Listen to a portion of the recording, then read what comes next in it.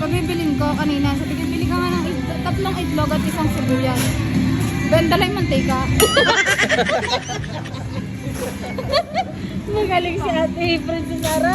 Ganyan pala pagkakita Ilang beses talaga. na, ilang beses na ganyan. 3 beses lang wala ang pa. Nagreklamo pa dahil wala ang pa. Ba't nagkakagay ang kaka-ML? Dahil sa mga anak niyo, huwag yung pag-MLN. Gusto ko po. Binibili mo ako ng itlog. Wait lang. Paano yung muso pag nag-ML?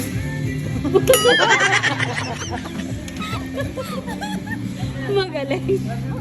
Kung Princess Sara, huwag mag-ML. Kaya nauulaga ang iyong ulo. Aray, gayon din. Hindi talaga na eh.